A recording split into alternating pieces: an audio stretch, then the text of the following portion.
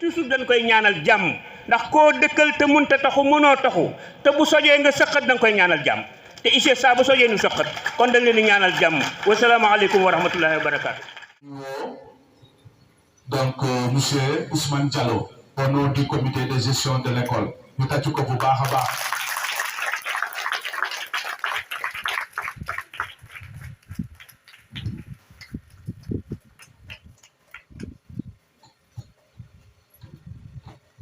Salaamaaleykum mbooloo bi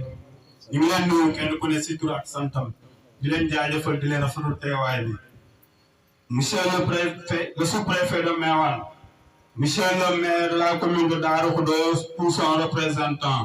monsieur l'inspecteur de l'éducation et de la formation de Tivaouane Amadou Dia représenté par l'inspecteur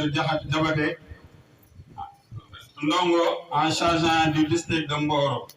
Madame Sandrine Gomez, directeur de l'environnement, du développement durable de la communauté,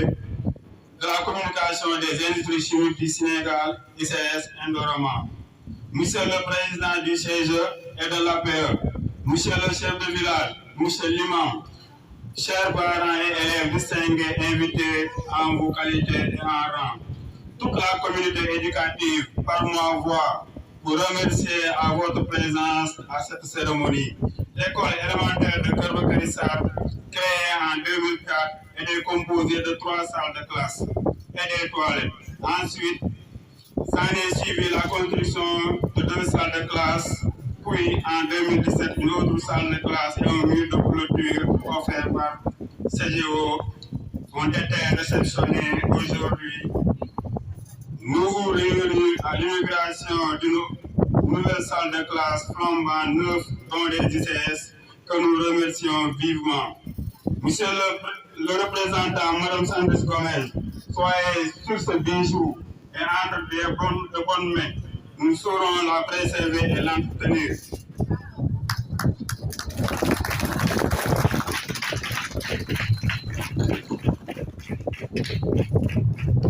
Je lance un appel solennel aux parents et aux élèves. Nous n'avons pas le droit d'échouer.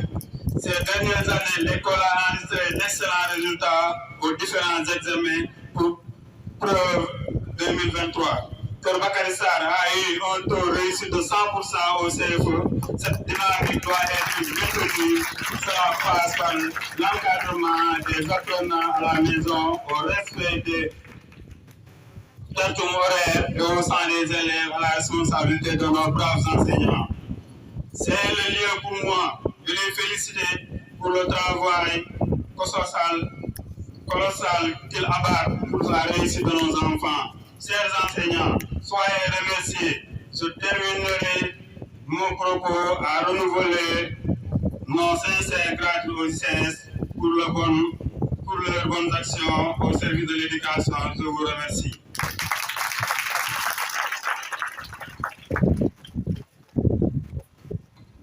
Salaamaaleykum comme li ci wax ci tubaab ñu jéem koo nagay ci wolof rek ginnaaw bi ñu nuyu ñëpp sant ñëpp dalal ñëpp jàmm ñu ngi nuyu le sous-préfet de Meouane di nuyu le maire de Darou Khoudoss Magor Kane ou son représentant di nuyu l'inspecteur de l'éducation de la formation de Tivaouane Amadou Dia ak ki ko représenté di chargé le district de Mboro. Madame Sandrine Gomez, directeur de l'environnement et du développement durable ñu ngi koy nuyu moom moo yore le développement durable de la communication des industries chimiques du Sénégal ñu ngi koy nuyu. ñu ngi nuyu en même temps le président CGE di nuyu en même temps le président APE di nuyu le chef de village et l'imam di nuyu tamit képp ku fi toog koo xamante ni ñëw nga ci inauguration bii ñëpp ñu ngi lay nuyu ak foo mën di jógee foo mën di toll ñu ngi lay nuyu di la sant di la gërëm. toute la communauté ñi nga xamante ni ñoo ngi ci école bi. ñu ngi remercier la présence ñu ngi kontaan ci cérémonie bi l'école Kër Bakary 2004 lañ ko créé ñetti classe ñoo fi nekkoon ñuy defoon moom di ak ay toilettes ñu dem ba si yàgg ñu am ñaari salle de classe ñu augmenté ñu dem ba si yàgg ñu amaat benn salle de classe ak mur de clôture yoo xamante ni CGO mooñ ko jagleel tey jii muy loo xamante lu am solo ci li ñu defal ICS defal tey jii parce que tey jii tamit foofu ñu taxaw ci école enseignant classe moo ko yore bu classe amul école jàng du mën a baax parce que école yu néew classe yu néew ci école élèves yi si changé enseignant du mën a baax kon lu ñu mën di def ba classe yi gën a yokku élèves yi mën a toog laisément jàng loolu moo ñu gën a te tey jii bijou bi ñu gisal defal nii tamit lu rëy la ci ñun lu rëy la ci Kër Bakar lu rëy la ci tund wi ñu ngi koy remercier encore une fois. ñu ngi nuyu monsieur madame Sandrine Ngom di ko nuyu bu baax ci bijou bi ñu defal parce que tey jii du ñu noppi di ko sant di ko gërëm ci li ñu defal nii parce que lii nii lu rëy la école classe moo ko yore ak set yàlla xam na lii nii dëkk bépp kontaan nañ ci ku teew ak ku teewul même ku fi romb sax gis ko rek kontaan nga ci liggéey bi kon ñu ngi leen sant leen gërëm.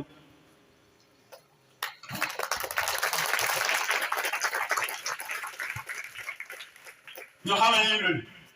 école bi tey jii benn élève amatul droit di échouer jàng moo ñu war ndax tey jii ndax jàng moo ñu war tey jii maître yi nekk fii dañuy topp élève ba seen kër te loolu lu am solo la ci maître yi ñu ngi leen di nuyu au passage son directeur monsieur Ndione ak ñu àndal ñëpp parce que tey jii man constaté naa ni élève bu am problème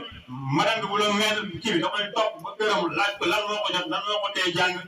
ba ndax loolu lu jafe la ci élève yi ci maître yi maître yi léeg-léeg nga dem ci école yoo xam ne dañuy am seen heure ay wàcc dem duñ toppatoo sax élèves yi lan moo ko def mais amul fii Kër Bakar maître dañuy topp élèves ba seen biir kër xool leen nu ñuy toogee nu ñuy jàngee te lépp loo xamante ne léegi nag ñu ngi leen nuyu di leen sërëm di leen gërëm yéen ñëpp salaamaaleykum wa rahmatullah. Et surtout un lieu de vie dans lequel nos enfants doivent se sentir bien. Ainsi, je suis persuadé que ce bijou apportera aux élèves un cadre idéal pour apprendre et qu'ils sauront s'approprier et respecter. Mesdames et messieurs, j'espère que d'autres réalisations suivront pour faire de cette école un foyer d'incubation en matière d'innovation pédagogique et aussi une école d'excellence. Nous renouvelons nos vifs remerciements aux ICS Ndorama pour le soutien indéfectible que vous apportez à la communauté éducative. Ces infrastructures que vous êtes en train de réaliser dans les différents établissements participeront à coup sûr à l'avenir professionnel et citoyen de nos enfants. Cet enjeu est essentiel et crucial car la première marche de l'égalité républicaine, c'est l'entrée dans la scolarisation pour dire que l'école est le berceau de la République. Mesdames et messieurs, l'école est sacrée. Elle n'a pas de prix. Si vous trouvez qu'elle coûte cher, essayez l'ignorance, disait en substance Victor Hugo. Chers enseignants de l'école de Kër Bakar Sarr, je voudrais profiter de cette tribune pour vous exprimer toute ma gratitude et mes encouragements,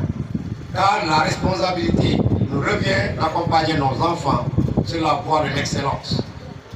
Je voudrais également transmettre tout mon soutien aux parents d'élèves. Votre présence dans cette cérémonie montre que vous jouez pleinement votre rôle dans la triangulation école, parents, élèves. Je ne saurais terminer mon propos sans rendre un vibrant hommage au regretté Pape Sarr, qui fut président du CGE plusieurs années et qui nous a quittés quelques années plus tôt. Que Dieu de miséricorde lui rende au centre toutes les actions qu'il a eu à mener en faveur de l'éducation et de la formation de nos enfants. Que Dieu lui ouvre les portes du paradis. Amen. Je vous remercie.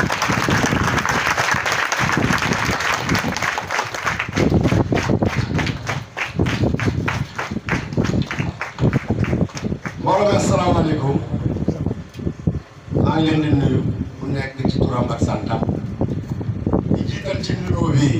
monsieur le sous-préfet de Méouane monsieur Sow di ci teg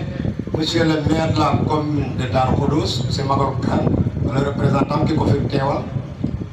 monsieur l'inspecteur de l'éducation et de la formation monsieur Amadou Dia ki ko fi teewal monsieur l'inspecteur Ndongo madame Sandrine Gomez moo yor wàllu environnement ak développement durable ci ICS industrie chimique du Sénégal moo fi teewal monsieur le président ñi APE bi ak CGE bi monsieur Anissa ak Ousmane Diallo monsieur le chef de village et imam ñëpp fi teew ak parents d'élèves yi ak élèves yëpp ak ñi fi teew jóge feneen ñu ngi leen di dalal jàmm waaw damay tàmbali dama leen di gërëm di leen sant seen teewaay bi ah li ñu fi tax a daje tey maanaam mooy inauguration salle bi lu am solo la ci dëkk bi ak ñun ñii jàngalekat voilà salle de classe bu ñu ko tabaxee lu doon loo xam ne lii lu kii la daal lu am importance la parce que bu ñu tabaxee salle de classe ci école élémentaire ah loolu moom ICS dañ ko ciy gërëm di ko sant gërëm am na bu ma tàmbalee amul àpp dëgg yàlla voilà kooku moom avenir suñu élèves yi moo nekk en jeu parce que élève il faut mu nekk ci cadre bu baax mu sentir boppam mu gis ci boppam bu baax moom laa waxoon l'élève doit se sentir bien dans ce cadre là voilà.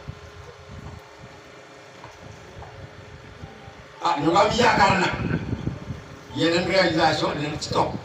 ñun am nañ ci yaakaar bu baax a baax ndax gis nañu équipe bu bees bi li muy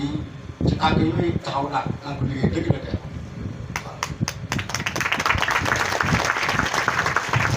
ñu ngi leen ci gërëm bu baax a baax a baax te boo seetee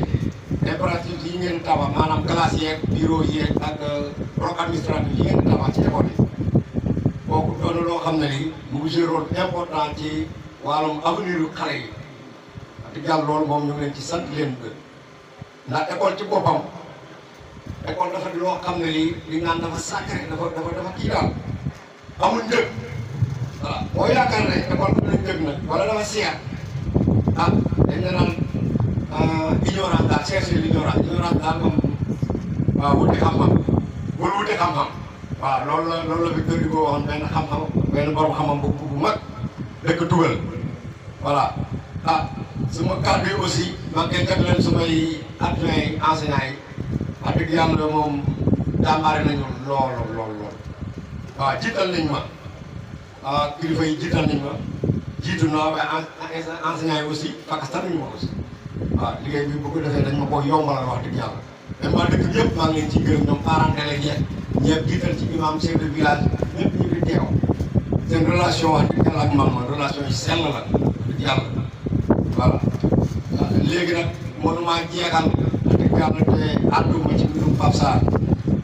moo fi nekkoon président CGE yàgg ci école bi da ci bay waaram nag liggéey bu rëy ànd ak ñun ñëpp ak waa dëkk bi bu amoon pas-pas la yàlla na yàlla fay ko ay jëfam waaw yokk leeram fay ko ay jëfam dugal ko ci àjjana bu gën a kawe waaw maa ngi leen di gërëm leen sant.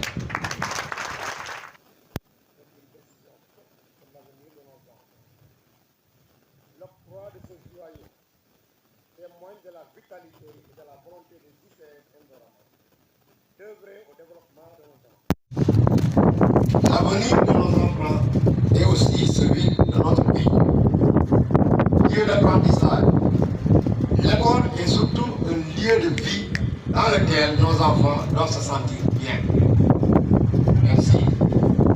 je suis persuadé que ce bijou apportera aux élèves un cadre idéal pour apprendre et qu'ils sauront s'approprier et respecter. Mesdames et messieurs, j'espère que d'autres réalisations suivront pour faire de cette école un foyer d'incubation en matière d'innovation pédagogique et aussi une école d'excellence. Nous renouvelons nos vifs remerciements aux ICS Indorama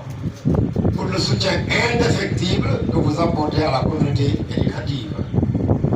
Ces infrastructures que vous êtes en train de réaliser dans les différents établissements participeront à coup sûr à l'avenir professionnel et citoyen de nos enfants.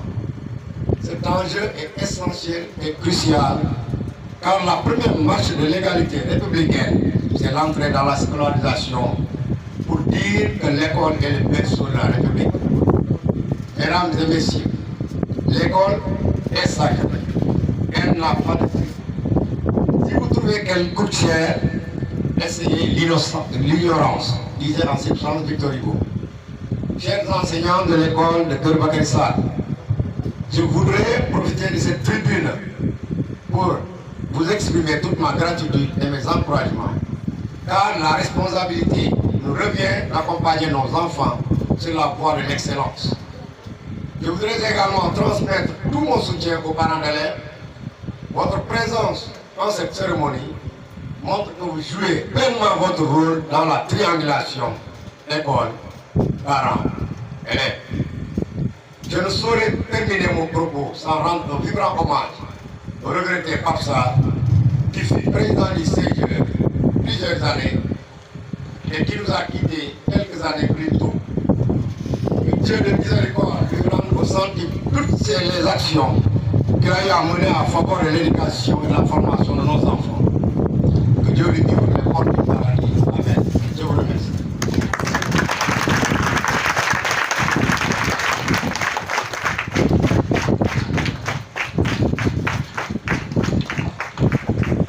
mbooloo mi asalaamaaleykum maa ngi leen di nuyu bu nekk ci turam ak santam di jiital ci nuyoo bi monsieur le sous-préfet de Méouane monsieur Sow di ci teg monsieur le maire de la commune de Darou Khoudoss monsieur Maguette Kane le représentant ki ko fi teewal monsieur l'inspecteur de l'éducation et de la formation monsieur Amadou Dia ki ko fi teewal monsieur l'inspecteur Ndongo madame Sandrine Gomez moo yor wàllu environnement ak développement durable ci ICS industrie chimique du Sénégal moo fi teewal monsieur le président ñi APE bi ak CGE bi monsieur Henri Sarr ak Ousmane Diallo monsieur le chef de village et imam ñëpp fi teew ak parents d'élèves yi ak élèves yi yëpp ak ñi fi teew jóge feneen ñu ngi leen di dalal jàmm waaw damay tàmbali dama leen di gërëm di leen sant seen teewaay bi li ñu fi tax a daje tey maanaam mooy inauguration salle bi lu am solo la ci dëkk bi ak ñun ñii jàngalekat voilà salle de classe bu ñu ko tabaxee lu doon loo xam ne lii lu kii la daal lu am importance la parce que bu ñu tabaxee salle de classe ci école élémentaire loolu moom ICS dañ ko ciy gërëm. dañ ko ci gërëm di ko sant gërëm am na fu mu tàmbalee amul àpp dëgg yàlla voilà kooku moom avenir suñu élèves yi moo nekk en jeu parce que élève il faut mu nekk ci cadre bu baax mu sentir boppam mu gis ci boppam bu baax moom laa waxoon l'élève doit se sentir bien dans ce cadre là voilà. ñu nga am yaakaar nag yeneen réalisation dinañ ci topp ñun am nañ ci yaakaar bu baax a baax. ndax gis nañu équipe bu bees bi li muy ci tànk yi muy taxaw daal tànk liggéey dëgg la tey waaw ñu ngi leen ci gërëm bu baax a baax a baax parce que boo seetee impératif yi ngeen tabax maanaam classe yeeg bureau yeeg ak bloc administratif yi ngeen tabax ci école yi kooku doon loo xam ne lii mu ngi jouer rôle important ci wàllum avenir yu xale yi wax dëgg yàlla loolu moom ñu ngi leen ci sant leen gën ndax école ci boppam école dafa di loo xam ne lii li naan dafa sacré dafa kii daal amul njëg voilà boo yaakaar ne école am na njëg nag wala dafa seer dañ la naan ignorance daal chercher l'ignorance daal moom waaw wuti xam-xam bul wuti xam-xam waaw loolu la Victor Hugo waxoon benn xam-xam benn borom xam-xam bu mag dëkk tugal voilà suma kàddu yi aussi maa ngi koy jagleel sumay adjoint yi enseignants yi wax dëgg yàlla moom jàmbaare nañu lool waaw jiital nañ ma kilifa yi jiital nañ ma jiitu naa waaye enseignants yi aussi fakastan nañu ma aussi waaw liggéey bi bu ko defee dañ ma ko yombalal wax dëgg yàlla même waa dëkk bi yëpp maa ngi leen ciy gërëm ñoom parents d'élèves yeeg ñëpp jiital ci imam chef de village ñëpp ñu fi teew seen relation wax dëgg yàlla ak man relation yi sell la wax dëgg yàlla voilà léegi nag mënuma jeexal dëgg yàlla te àdduma ci mbirum Pape Sarr moo fi nekkoon président CGE yàgg ci école bi da ci bay waaram nag liggéey bi liggéey bu rëy ànd ak ñun ñëpp ak waa dëkk bi bu amoon pas-pas la yàlla na yàlla fay ko ay jëfam waaw yokk leeram fay ko ay jëfam dugal ko ci àjjana bu gën a kawe waaw maa ngi leen di gërëm leen sant. Monsieur le Président du collectif des directeurs d'école, Monsieur et Madame les directeurs et directrices d'école, chers enseignants, Monsieur le chef de village de Toubakali, Monsieur l'imam, chers parents d'élèves, chers élèves, au nom de monsieur le maire de la commune de Darou Khoudoss, au nom du conseil municipal et à mon nom propre, je vous transmets une salutation les plus chaleureuses et les plus respectueuses. Monsieur le préfet, avec votre permission, je voudrais tout d'abord rendre un grand hommage, comme j'ai eu à le faire, aux enseignants ici présents qui, malgré l'absence de salle de classe, malgré l'absence d'infrastructures, malgré les effectifs pléthoriques dans les salles de classe, se battent nuit et jour, qu'il pleuve ou qu'il vente, pour la réussite de nos enfants. Je vous remercie très chaleureusement du fond de mon cœur. Vous avez été là quand il n'y avait rien. Vous êtes là aujourd'hui quand ça commence à s'améliorer et vous serez là demain quand tout sera complet. Soyez-en remerciés, soyez-en dirigés. Je voudrais ensuite remercier ICS Environnement. Je dirais L2 et L3. Après la jeunesse, après la santé, c'est aujourd'hui autour de l'éducation de recevoir les dons, l'appui des ICS Environnement pour le bien-être en général de la population. Je crois que, comme l'a dit M. l'inspecteur, vous appréciez à sa juste valeur ce que c'est la RSE avec les populations riveraines. C'est vrai que c'est un champ très large où il y a beaucoup à faire et ça ne se terminera jamais. Mais au moins nous sentons aujourd'hui avec la nouvelle équipe qu'il y a la bonne intention. Il y a aussi le vouloir aider les populations qui est présent dans le programme. Et je crois que ceci est à féliciter et à encourager. Je crois que ce qui a été fait durant ces 5 derniers mois, durant cette année 2023, si depuis 2000 c'était le même programme, la même politique, aujourd'hui on ne serait pas là à parler de difficultés au niveau de l'éducation ou de la santé. Mais on parlerait d'amélioration de la situation au niveau de la commune de Darou Khoudoss et des communes riveraines. Donc il mérite que toute la population les soutienne et les appuie pour que l'ICS puisse au moins arriver à obtenir ce qu'ils cherchent, c'est que le développement d'une manière générale de cette grande compagnie, de cette grande société, pour qu'au retour de ces bénéfices récupérés, la population puisse en prendre sa part au niveau de toutes les couches sociales qui la composent. Donc nous prions pour que l'ICS aille de l'avant, pour qu'il puisse encore faire des bénéfices et des bénéfices, pour que la population puisse bénéficier et prendre en part une partie de ces bénéfices-là.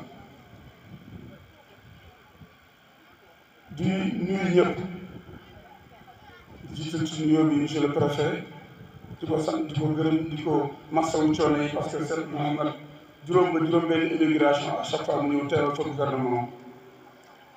loolu ñu ngi ko ci sant bu baax di ko ci gërëm di nuyu ñi fi teew ñëpp di sant di gërëm enseignant yi nga xam lu jig njaag la te ngay njaag ndax dafa salle de classe amul woon di doon ñett ñoo fi nekkoon muy doon ñeent ñu nekk fi muy doon juróom ñu nekk fi ñu am téeméeri élèves ci benn salle de classe ñu nekk ak ñoom di ñefe di am ay résultats yu baax ba classe yi yokk ba classe bi gën a yaatu kon ñoom gàcce ngalaama lu fi baax rek yéen la ñu ngi leen sant leen gërëm di wax aussi parents d'élèves yi su fekkente ni ICS gouvernement ak partenaires yi fexe nañ ba ngeen am salle de classe yu mucc ayib jàngalekat yi yu góorgóorlu ci xale yi ba ñu sol dara ci seen bopp yéen tamit seen responsabilité kër gi mooy bu xale yi ñëwee ngeen mën a suivre leen ba ñu sol seen bopp diggante bi ñuy toog ci kër gi bay leen soit école du leen wala leneen du ko yàq loolu rôle responsabilité parents d'élèves bi la kon ñoo ngi leen ci ñaax bu baax a baax a baax di sant ICS ni ko imam Papa Ndiaga Wade waxee ñaar ñu mënut a taxalikoo dañuy yéenante jàmm te jéem a ànd ICS ak population riveraine bi ñoo bokk lépp kon rafetal diggante bi nooyal diggante bi du def lu di jariñ ci ICS di jariñ ci population ànd nag balaa muy neex ngay teg nit ki lu mu mën mu koy def te yi mu koy teg nga xam ne li ñu koy teg mën na ko moom ni ñu koy teg bu ñu ko tegee mu xam ne lii mën na ko mu def ko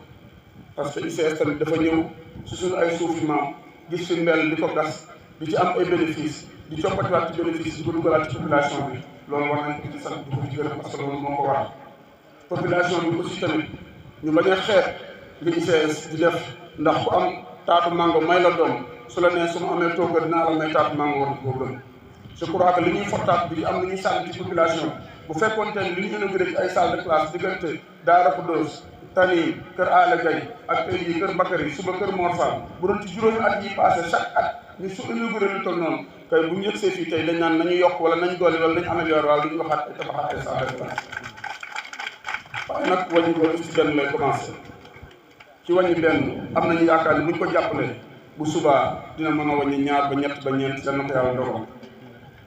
li am solo rek mooy bu yoon jeexul waaxu suñu jeex doléance yi bari na ICS ñu ngi joxe ndox ci kéemtalaay kàttan man dama jàpp ni école soxlawul ndox guddi école bëccëg la soxla ndox kon école bi bu fekkee guddi ba guddi la ndox bi di jóge bu kër Bakar bi man ci am ndox ñoom seen problème rek léegul parce que c'est un problème de santé parce que xale yi mënuñu dem ci toilette ñeneen ñi dem ci toilette ba pare duñu am ndox loolu problème de santé bu gën a dañ ci war a taxaw te jàpp naa ni le temps que ñuy am possibilité ndox mi di ñëw fii ci robinet yi war nañ leen mën a gasal benn forage peu profond lu koy woowee jàpp boo xam ne su fekkee alimentation au moins xale dinañ ci mën a dinañ ko mën a utiliser le jour en attendant guddi gi ñuy am eau potable di ko parce que li ma gis mooy ay millions la ñuy soxla ndox mi bu guddee ba jege ñu koy mën a utiliser donc ICS ñu leen di ñaan aussi lii ngeen commencé ngeen dugal ci seen programme loolu beneen bi ci des Olof Njaay dafay wax ni mbaam gàtt na waaye ci jur gi la bokk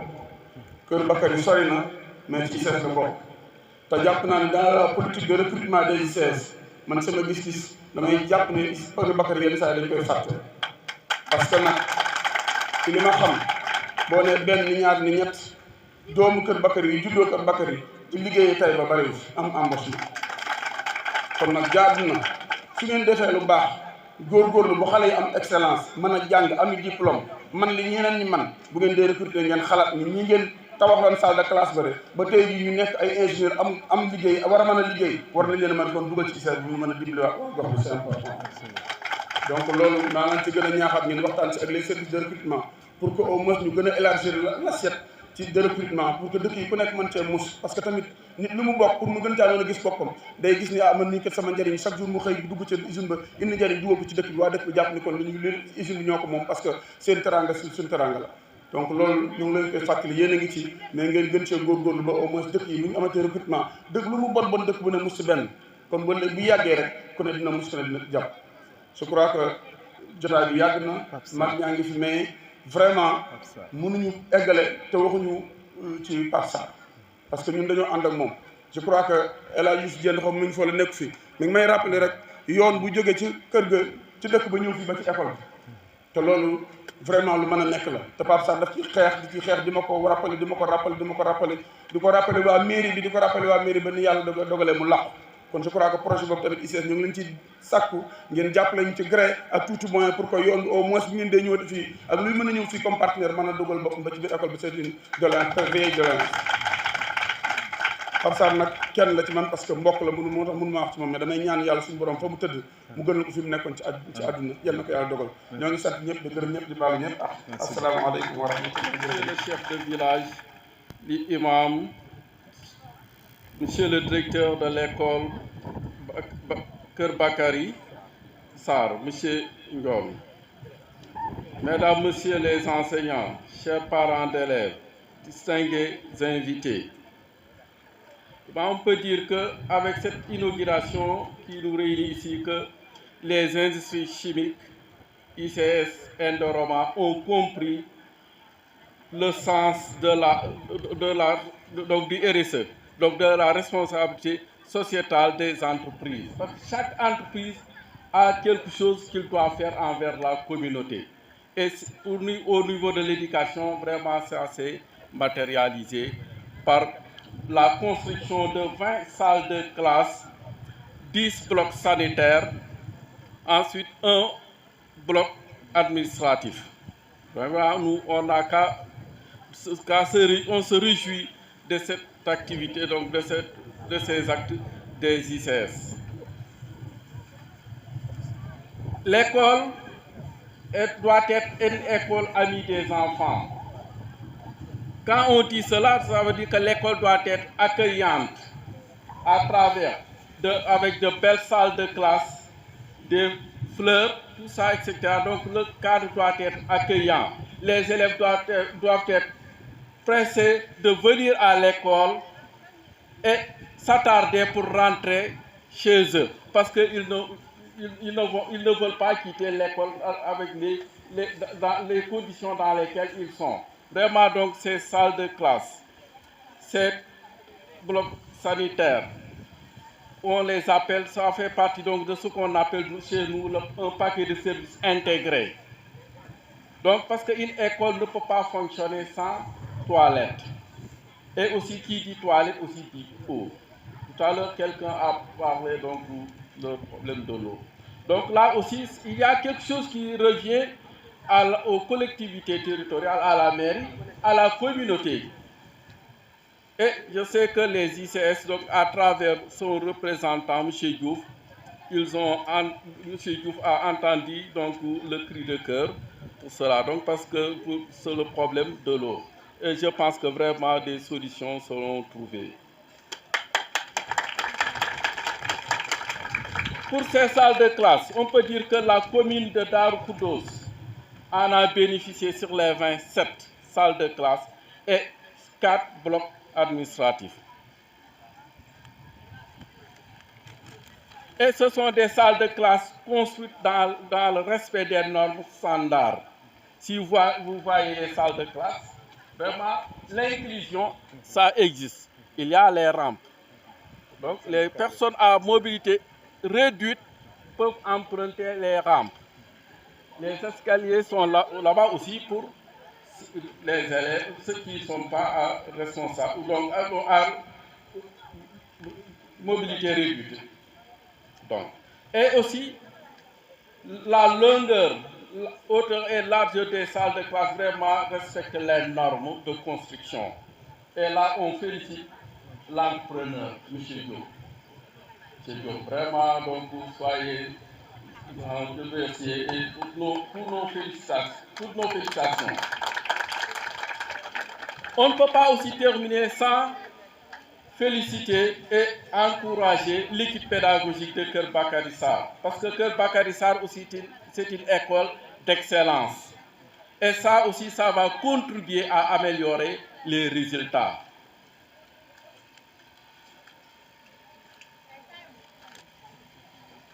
Bon, pour tënkaat ko ci wolof li ma jot wax mooy vraiment ak ICS Indorama comprendre nañ lan mooy RSE, responsabilité sociétale de l'entreprise. ndax classe yi ñu fi def nii nga xam 20 salles de classe ak 10 blocs sanitaires ak bloc administratif bi ñu def buñ ko xoolee commune Darou Khoudoss bénéficié wu na ci 7 salles de classe. 4 blocs administratifs. Donc vraiment, au nom de l'IF, l'inspecteur Amadou Dia qui est empêché. Donc vraiment, on se réjouit de ça, de ces actes forts posés par les ICS. ICS aussi a compris que actuellement, dans une école amie des enfants. École dafa war a nekk cadre boo xamante ni xale bi day yàkkamti jóge seen kër ñëw école jàng si buy wàccee su yàkkamtee dellu ndax cadre bi mu fi fekk kon nag classe yi jardin fleur yeeg toilettes yi nga xam ne c'est séparé donc loolu lépp vraiment dafay contribuer ci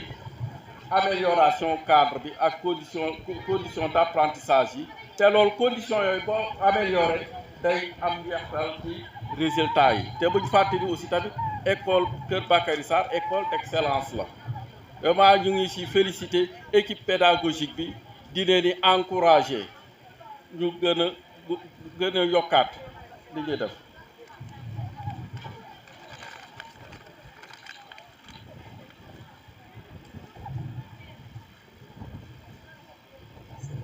ICS vraiment aussi tamit ñu ngi leen di mënuñ gërëm ñu ngi leen di gërëm ñu ngi leen di gërëm mënuñu terminer sans pourtant féliciter remercier les ICS donc de ce partenariat. En tout cas, on va continuer à rester à vos côtés. Vraiment, nous sommes vos bras techniques. C'est ça, donc vraiment, monsieur le préfet, merci beaucoup. Dans un esprit de partenariat. Un programme RSE est annuellement défini en accord avec les principes du groupe Endorma ICS. Les projets spécifiques sont définis suite aux rencontres de dialogue orienté développement durable avec les communautés et les autorités qui ont lieu chaque début d'année. Le programme RSE est large et son application se fait principalement dans les secteurs de l'éducation, de la santé, du social et du développement communautaire. Les ICS mettent en priorité sur cette RSE la proximité, car notre vision est celle d'une croissance partagée. L'engagement des ICS pour l'éducation afin d'améliorer les conditions d'enseignement et d'apprentissage est matérialisé ces derniers mois par les réalisations suivantes dans l'arrondissement de Meouane, plus précisément dans les communes de Moro, Darou Khoudoss, Taïba Ndiaye, Meouane et à Pire dans la commune de Pambal. Nous avons construit 20 salles de classe équipées de 30 tables bancs chacune et de 10 blocs de 4 toilettes, 2 pour les garçons et 2 pour les filles.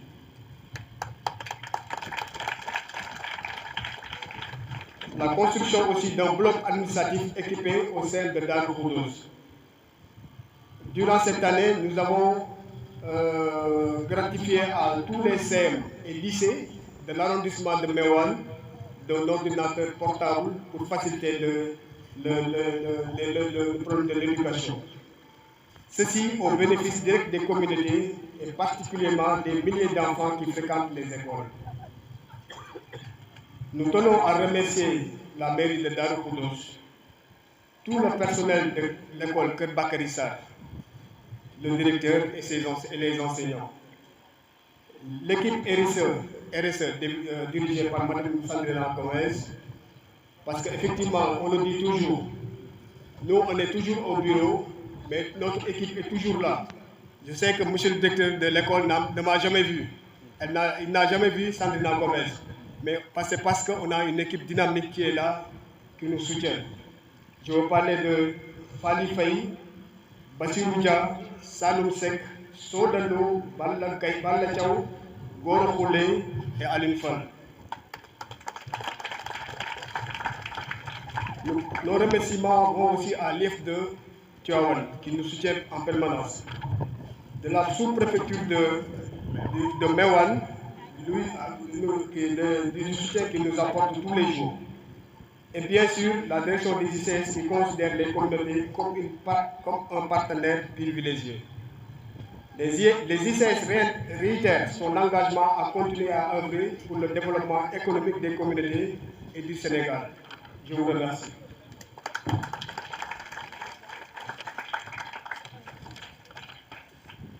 Assalamu alaikum mbokk yi. Monsieur le préfet de l'arrondissement de Meouane, monsieur le maire de la commune de Darou Khoudoss, monsieur l'inspecteur, monsieur le directeur de l'école et les enseignants, imam, ñu ngi leen di ziar bu baax, chef de village, ñu ngi leen di ziar bu baax a baax, mbooloo mi fi teew yëpp ñu ngi leen di ziar. Ci turu directeur général ICS, ci turu madame Sandrina Gomez li nga xam ni département bi ñu nekk moom moo koy diriger,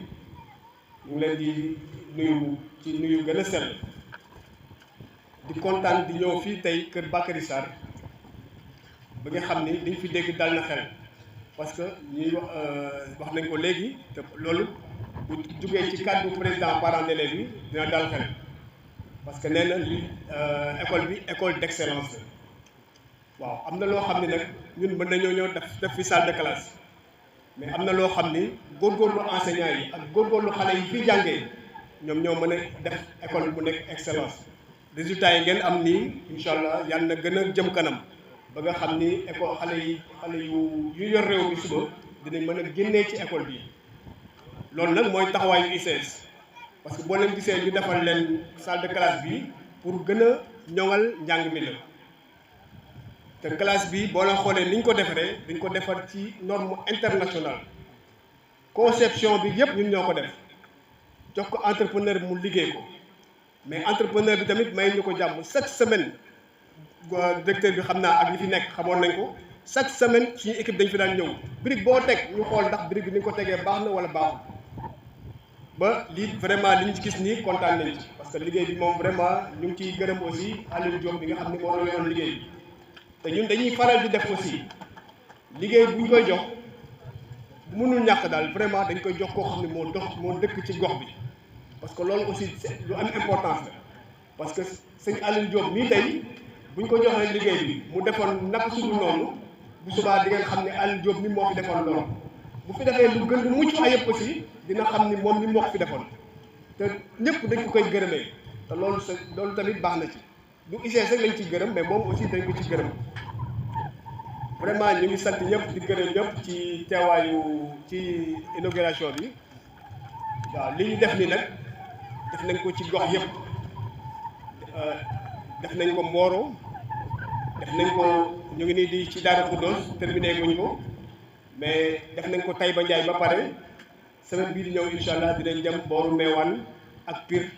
di fa inauguré ay classes ak ay salles de toilette mais loolu yëpp pour xale yi gën a mën a jàng mu sell enseignants yi aussi nekk dans de très bonnes conditions ñu ngi leen di gërëm di leen sant jërëjëf. Politique du directeur d'école de la zone de Darou Khoudoss. Monsieur le directeur de l'école de Keur Bakary Sarr, Monsieur le représentant de la directrice chargée de l'environnement des ICS, Messieurs et Madame les directeurs d'école, Messieurs et Mesdames les parents d'élèves, distingués invités, chers élèves, c'est avec un grand plaisir que je viens aujourd'hui à Keur Bakary Sarr, au nom du sous-préfet, M. Amadou Sall Empêché, inaugurer la salle de classe offerte encore une fois de plus par les industries chimiques du Sénégal. Mesdames et Messieurs, la construction et l'équipement de ces infrastructures de qualité répond aux normes des nouveaux prototypes scolaires, des tableaux, des tables bancs en quantité et en qualité, un sol carrelé, un accès à la classe pour tous, valide comme personne à mobilité réduite, contribue incontestablement à rehausser l'image de l'école. Chers invités, la cérémonie qui nous réunit ce matin illustre de fort belle manière la vision de la nouvelle vision des industries chimiques du Sénégal qui font bénéficier votre commune, voire même votre arrondissement, d'établissements modernes, fonctionnels, entièrement équipés, conformément aux orientations déclinées par le programme d'amélioration de la qualité, de l'équité et de la transparence, je veux dire le paquet. Mesdames et messieurs, en améliorant sensiblement les conditions de travail et d'apprentissage, cet investissement des ICS doit contribuer à relever sensiblement les seuils de performance de l'école de Keur Bakary Sarr. Au nom du ministre de l'Éducation nationale, M. Moustapha Guirassy, je remercie encore M. Diop, l'entrepreneur, qui est de la localité, mais surtout les industries chimiques du Sénégal. Je voudrais pour conclure réitérer ma profonde gratitude aux différentes autorités politiques, académiques et religieuses qui ont tous contribué à la réussite de la cérémonie. Monsieur le représentant des ICS, soyez rassurés, le bijou que vous nous offrez aujourd'hui sera bien entretenu. Je vous remercie. ma sànni ci ñaari kàddu bu ma leen nuyoo ba pare parce que Keur Bakary Sarr waaw yàgg naa ko dégg c'est la première fois nag ma ñëw fii xam naa def naa fi ñetti at te loolu tam di yoon parce que dama am ay wëllëre yu dëkk Kër Bakary Sarr yoo xam ne ñoo bokk fi ñu yeewoo fële ci Grand Dakar te nañu ci bëri xam nañ loolu dañ fay ay boutique yu mag a mag ñu nekk suñu wëllëre chaque fois nag ñu may tooñ naa yow dama ko suñu def boobu léegi waaye dama daan wax waaw rek pour bañ am gàcce ndax ñoom dañuy participer carrément ci développement quartier bi moo tax di nuyu ñu la fekk ñëpp di wax ne ci bëri wax nañ ko man nag boo ko xam ne damay wax di waxaat su ñu waxee loolu doon ma ci doy waat waaye nag dafa am loo xam ne dama bëggoon nag ñi xam état ICS benn buñ ko réeree mbir tey ñi ngi naan école bi ICS naam mi ngi def waaye ICS dafa waxtaan ak état mu am lu tudd responsabilité sociétale d'entreprise loo xam ne liñ fiy jëlee dafa am loo xam ne daf koy delloo ci communauté yi loolu la nekk di def su koy def nag dañ ko ciy gërëm ndax am na ñoo xam ne war nañ ko def te defuñu ko am na ñoo xam ne ñoo fi jiitoon équipe bii ñu joxoon leen ko ñu def ko te defuñu ko su équipe bii ñëwee di ko def nag war nañ leen a gërëm waaye ma xamal leen rek ni encore une fois jàngalekat yi fi ne defe naa état wala bi fekk classe yi fi njëkk yi defe naa ci politique gu état fexe ba nga xam ne école bu nekk dëkk bu nekk am école boppam loolu mooy développer réew parce que réew bu nit ñi jàngul directeur waxoon na ko sànq li Victor Hugo waxoon naa ko démb pour dindi fi ignorance il faut nga indi fi école loolu moo tax tey jii ñu sant ICS ñi nga xam ne dafa ñëw jàppale état bi pour que ignorance dañ ci suñu réew pour que développement am fi yow ngeen baal ma nag xaw naa ko doon guddi dama xaw a yaakamti ndax dama war a demaat ci benn activité fële ca jox mat te lu demee nii la am ko audience publique boo xam ne dañ ko war a def foofu ngeen baal ma wasalaam.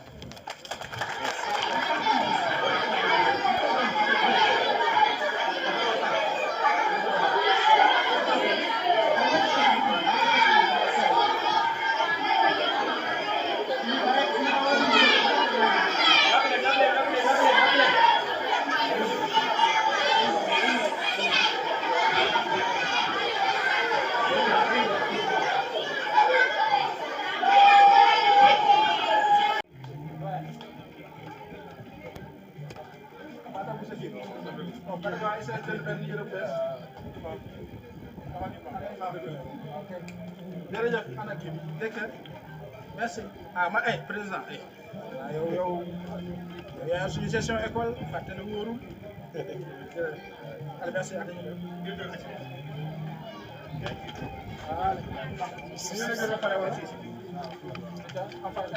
monsieur le maire en face dañuy jàkkaarloo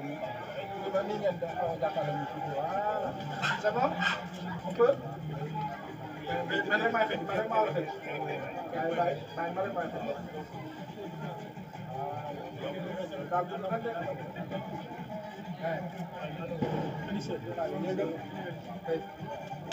allez